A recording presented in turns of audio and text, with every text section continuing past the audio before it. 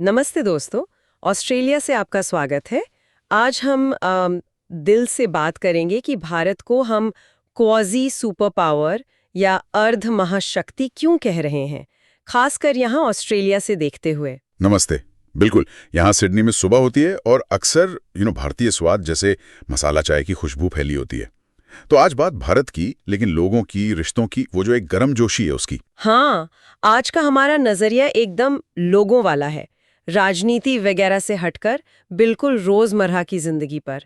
हमारे पड़ोसी, स्कूल, दफ्तर, त्योहार, इनमें भारत कैसे दिखता है। सही कहा। यहाँ दिवाली की रोशनी हो या होली के रंग, अब ये सब जैसे पड़ोस का हिस्सा है, बिल्कुल आम बात। और क्रिकेट, वो तो जैसे हाँ, क्रिकेट तो है ही, एक कॉमन भाषा बन गया है दोनों देशों के बीच। बिल्कुल। और यहीं से आज की हमारी बात का बेसिस बनता है। जैसे इस लेख के लेखक है करस्पॉन्डेंट कुमार, वो कहते हैं ताकत सिर्फ आंकड़ों में नहीं, रिश्तों में भी दिखती है। ये एक अलग तरह की पावर है ना? हाँ, ये भारत की एक अनोखी ताकत है, दबाव वाली नहीं, जुड़ाव वाली। जी। तो आज हम कुमार के इसी लेख, भारत एक अर्ध महाशक्ति, ऑस्ट्रेलियाई प्रतिबिंब, पर थोड़ी गहराई से बात करेंगे। अच्छा। कुमार जो खुद भारतीय ऑस्ट्रेलियाई हैं, 20 साल से यहाँ हैं, तो उनका नजरिया अंदर का है, अनुभवों पर आधारित है।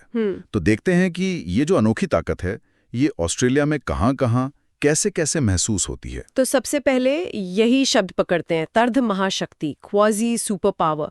ये सुनने में थोड़ा अजीब सा लगता है। कुमार का मतलब क्या है इससे? क्या ये मतलब पूरी सुपर पावर नहीं, या कुछ और? ये अच्छा सवाल है। देखिए, कुमार ये शब्द सोच समझकर इस्तेमाल कर रहे हैं। उनका कहना है कि भारत का जो ग्लोबल असर है, वो पारंपरिक सुपर पावर्स जैसा नहीं है।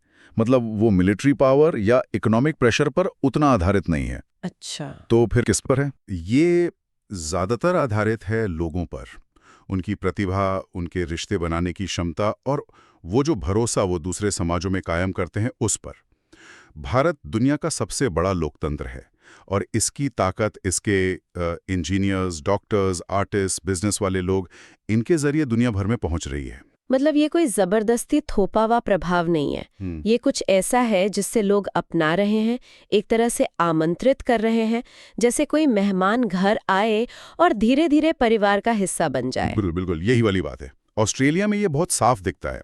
आप इसे अपने ऑफिस के कलीग में देख सकते हैं जो कोई मुश्किल प्रोजेक्ट हैंडल कर रहा है। हाँ। या उस टेक स्टार्टअप के फाउंडर में जिसकी ऐप आप शायद रोज यूज करते हो। हाँ। या उस रिसर्चर में जो किसी बीमारी का इलाज ढूंढ रहा है। या बस वो पड़ोस वाला परिवार जो दिवाली पर रंगोली बना रहा है। ये असर खाने की खुशबू, हंसी मजाक और दोस्ती के साथ आता है। और ये रोजमर्रा की जिंदगी में कितना घुल मिल गया है। अब यहाँ लोकल सुपरमार्केट में करी पत्ते मिलना हाँ, इतना ही नॉर्मल है जितना मान लीजिए पार्सले मिलना। राइट। और छोटे छोटे कैफे भी अपनी स्पेशल चाय या मसाला चाय बेचते हैं। बिल्कुल। और वो याद है जब ऑस्ट्रेलिया के एक पूर्व प्रधानमंत्री थे, स्कॉट मॉरिसन, वो सोशल मीडिया पर स्कोमोजा बनाते हुए फोटो डालते थे। हाँ हाँ, याद है, समोसे का उनका वर्जन। हाँ, और करी बनाने के एक्सपेरिमेंट शेयर करते थे। ये छोटी बातें लग सकती हैं, लेकिन ये दिखाती हैं कि कल्चरल अदला बदली कितनी मेनस्ट्रीम हो चुकी है। जब पॉलिटिशियंस भी इसे अपनाते हैं, तो मतलब समाज में ये चीजें गहरी पैठ बना चुकी हैं। और दिलचस्प बात यह है कि ये गर्मजोशी सिर्फ एक तरफ से नहीं है। कुमार बताते हैं कि कैसे कम्युनिटी सेंटर्स में ऑस्ट्रेलियाई लोग बॉलीवुड डांस सीखते हैं। सही। और भारतीय बुजुर्ग अपने ऑस्ट्रेलियाई पड़ोसियों के साथ गार्डनिंग टिप्स शेयर करते हैं। होली हो या ईस्टर साथ में मनाए जाते हैं। गौहर इसके लिए एक बढ़िया फ्रेज यूज करते हैं, मांसपेशियों की स्मृति बन चुका बहुसंस्कृतिवाद। मतलब मल्टीकल्चरलिज्म अब सिर्फ कोई पॉलिसी या नारा नहीं है, ये लोगों की आदत बन गया है, उनके रोज के व्यवहार में आ गया है, एकदम नेचुरल। ये तो हुई जमीनी स्तर की बात, रिश्तों की। लेकिन कुमार ग्लोबल लेवल पर भी भारतीय प्रभाव की बात करते हैं, खासकर प्रवासी लीडरशिप के जरिए। हाँ, वो भी एक अहम पॉइंट है। दुनिया भर में देखिए, भारतीय मूल के नेता उभर रहे हैं, जैसे ब्रिटेन के प्रधानमंत्री, अमेरिका में, दूसरे देशों में भी ऊंचे पदों पर हैं। ये दिखाता है कि भारतीय टैलेंट और सोचने का तरीका अब ग्लोबल डिसीजन मेकिंग में एक्टिव रोल निभा रहा है।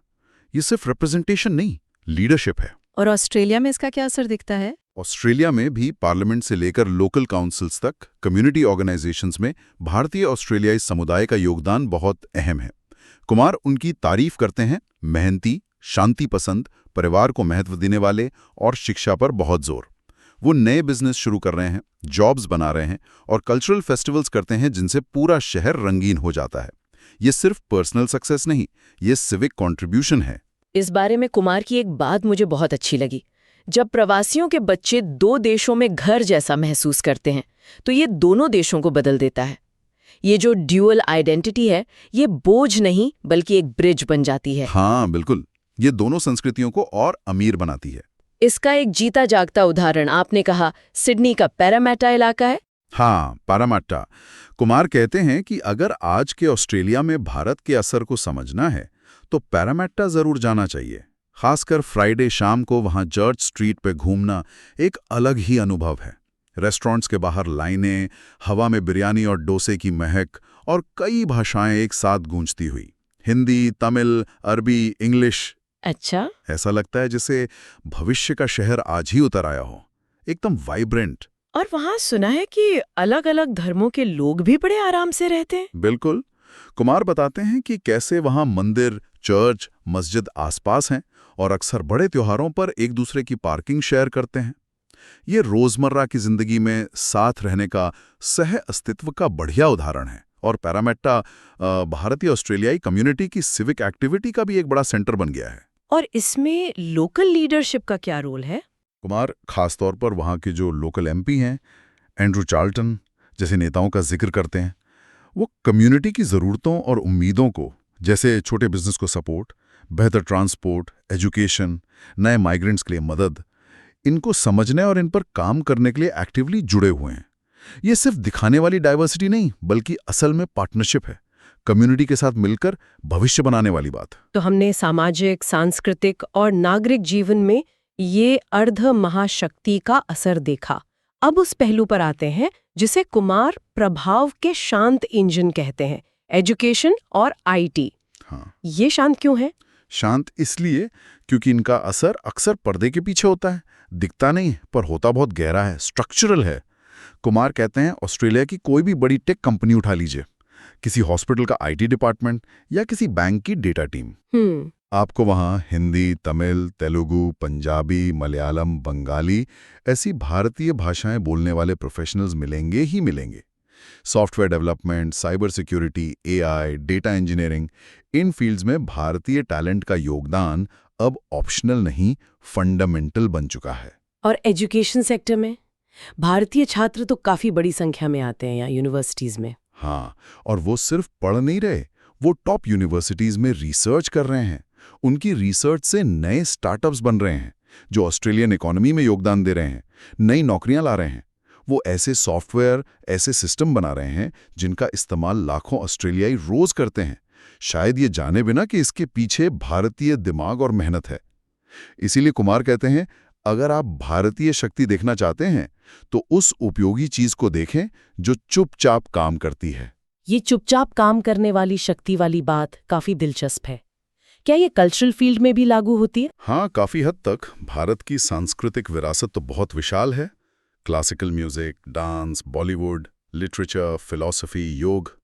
ऑस्ट्रेलिया में ये परंपराएं अक्सर पर्सनल लेवल पर गहरा जुड़ाव और कभी-कभी बड़े पैमाने पर एक तरह की काइंडनेस या दयालुता का रूप ले लेती हैं।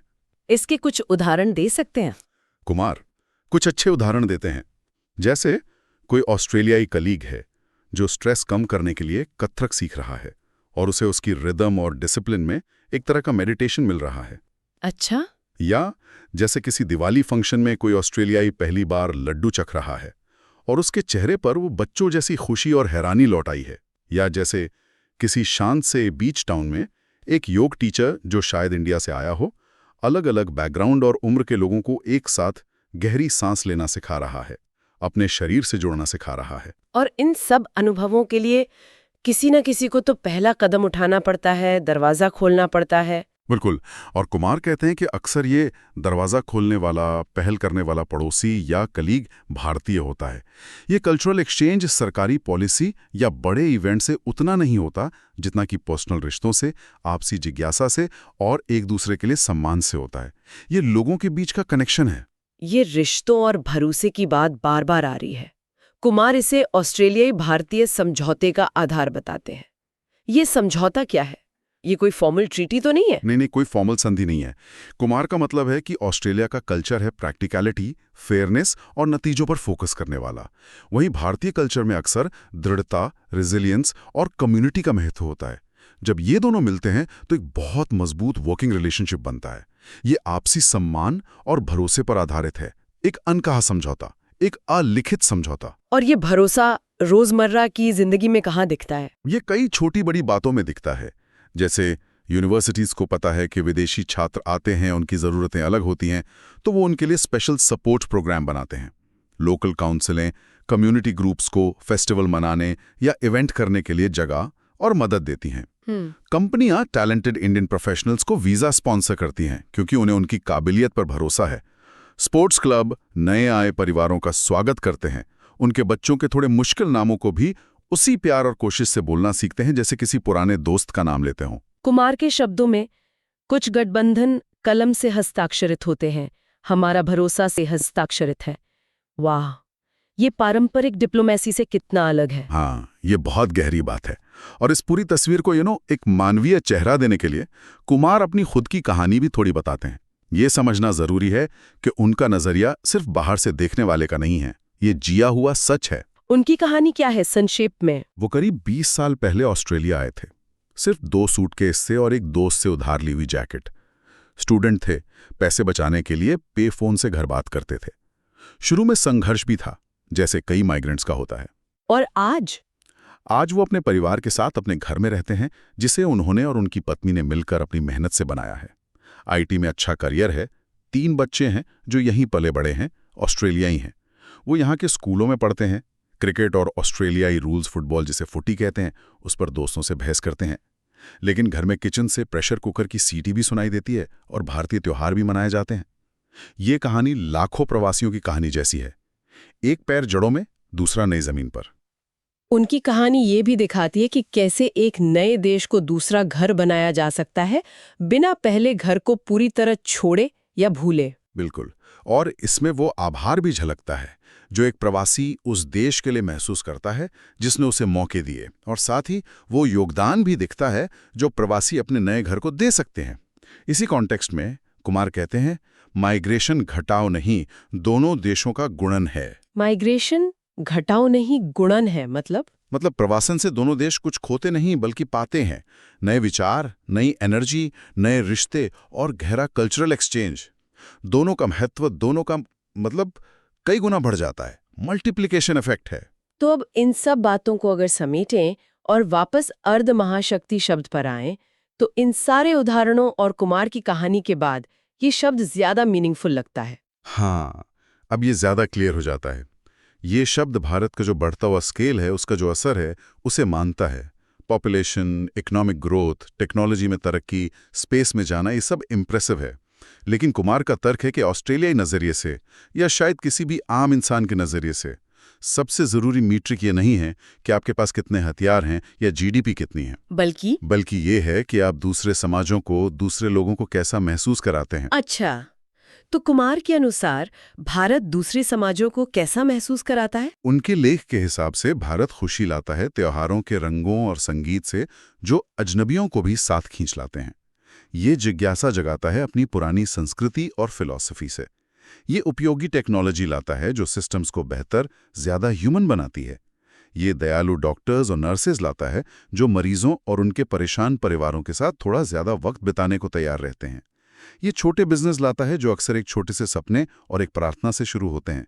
ये ऐसा सिनेमा लाता है जो कल्पना को पंख देता है और दिलों को जोड़ता है। तो शक्ति का मतलब सिर्फ दबदबा बनाना नहीं, बल्कि दूसरों के जीवन को बेहतर या कहूँ बड़ा बनाना है। कुमार का यही निष्कर्ष है। वो कहते हैं, शक्ति का सबसे सच्चा संकेत दूसरों के जीवन को बड़ा बनाने की क्षमता है। ये ट्रेडिशनल जियोपॉलिटिकल पावर की परिभाषा से बिल्कुल अलग है। ये दिलों पर राज करने जैसा है, जमीन पर कब्जा करने जैसा नहीं। लेकिन अर्धा शब्द ये भी इशारा करता है कि शायद अभी पूरी मंजिल नहीं आई है। क्या कुमार चुनौतियों का भी जिक्र करते हैं? हाँ, बिल्कुल। वो ईमानदार हैं। वो मानते हैं कि भारत के सामने अभी भी बड़ी चुनौतियां हैं, जैसे इंफ्रास्ट्रक्चर को और बेहतर बनाना, सबके लिए बराबर मौके सुनिश्चित करना, सामाजिक असमानताओं को कम करना। अर्ध महाशक्ति शब्द इस सच्चाई को भी स्वीकार करता है कि सफर अभी जारी है, लेकिन डायरेक्शन क्लियर है। और दुनिया भर में जो भारतीय डायस्पोरा फैला है, पैरामाटा से पर्थ तक, डबलिन से डालस तक, वो दुनिया की भारत के बारे में समझ को लगातार बेहतर बना रहा है और भारत के ग्लोबल असर को एक ह्यूमन फेस दे रहा है। तो आगे का रास्ता क्या है? कुमार इस रिश्ते को और मजबूत करने के लिए क्या सुझाव देते हैं? वो कुछ प्रैक्टिकल सुझाव देते हैं। पहला, जो ट्रेड रूट्स हैं उनके साथ साथ और शायद उनसे भी ज्यादा तेजी से इंसानी पुल बनाएं, जैसे scholarship programmes, teacher exchange, joint research projects. ऐसे मौके बनाएं जहां यंग ऑस्ट्रेलियंस और यंग इंडियंस मिलकर काम करें, एक दूसरे से सीखें और भविष्य की प्रॉब्लम्स का हल ढूंढें। दूसरा सुझाव? दूसरा, रोजमर्रा के एंटरप्रेन्योर्स को, छोटे बिजनेस वालों को सपोर्ट करें, उनके लिए लाइसेंसिंग आसान करें, सरकारी खरीद में उन्हें मौका दें, डिजिटल दुनिया से जुड़ने में मदद करें। कुमार का मानना है कि हजारों छोटी छोटी कामयाबियां मिलकर दोनों देशों के लिए एक बड़ी इकोनॉमिक और सोशल जीत बन सकती हैं। और तीसरा सुझाव कल्चरल अंडरस्टैंडिंग और सम्मान से जुड़ा है। जिज्ञासा और सम्मान के साथ एक दूसरे की विरासत को सेलिब्रेट करें, एक दूसरे के बारे में जानें, इज्जत से सवाल पूछें, लोगों के नाम सही ढंग से बोलना सीखें। ये छोटी सी बात बहुत मायने रखती है। संस्कृतियों से दोस्ती करें, उन्हें सिर्फ ऊपर ऊपर से अपनाएं नहीं, गहराई में जाएं, समझें और सम्मान करें। इसी से जुड़ा कुमार का एक और कोट है जो मुझे बहुत पसंद आया। भविष्य एक मोहल्ला है, किला नहीं। मतलब हमें दीवारों के पीछे नहीं छिपना, बल्कि एक दूसरे के साथ मिलकर रहना सीखना होगा, अच्छे पड़ोसियों की तरह। बिल्कुल, और यही कुमार के लेख का सेंट्रल मैसेज भी है। उनका आखिरी विचार बहुत पावरफुल है। असली ताकत दूरी बनाने में नहीं, नजदीकी बनाने में है। भारत का असर दुनिया में एक अर्धमहाशक्ति के तौर पर बढ़ रहा है, ये ठीक है। हाँ। लेकिन उससे भी ज्यादा जरूरी बात यह है कि ये रोजमर्रा की जिंदगी को बेहतर बनाने के तरीकों में एक सच्ची महाशक्ति है। दोस्ती में, खाने में, त्योहारों में, काम की जगह पर। ये एक ऐसा असर है जिसे महसूस किया जाता है, जिया जाता है, जिसे सिर्फ दूर से देखा नहीं जाता। ये कुछ उस बातचीत की तरह है जो कुमार शायद अपने बच्चों के साथ करते होंगे। उन्हें भारत की कहानियां भी सुनाते होंगे और ऑस्ट्रेलिया की भी, उन्हें ये समझाते हुए कि उनके ये दो घर एक दूसरे के कंपटीशन में नहीं, बल्कि एक दूसरे के साथ बातचीत में है, एक दूसरे को पूरा कर रहे हैं। और इस ग्लोबल बातचीत में भारत की आवाज़ पहले से ही उस गहराई और गर्मजोशी के साथ सुनाई दे रही है, जो एक ऐसी शक्ति की निशानी है जो किसी की इजाज़त का इंतजार नहीं कर रही, बल्कि दिलों में अपनी जगह बना रही है। तो आज की हमारी इस बातचीत का सार यही है कि कुमार के नजरिए से भारत का प्रभाव आंकड़ों से ज्यादा अनुभवों की कहानी है। ये पर्सनल है, कल्चरल है और ऑस्ट्रेलिया जैसे देशों में बहुत गहराई से महसूस किया जा रहा है। ये रिश्तों में, कम्युनिटीज में और रोजमर्रा की जिंदगी में जिंदा है। भारत और दुनिया भर में फैले भारतीय समुदाय में हमारे सभी सुनने वालों के लिए उम्मीद है कि ऑस्ट्रेलिया से पेश किया गया ये नज़रिया और ये चर्चा आप सबको दिलचस्प लगी होगी। आज के लिए बस इतना ही। ऑस्ट्रेलिया से अलविदा।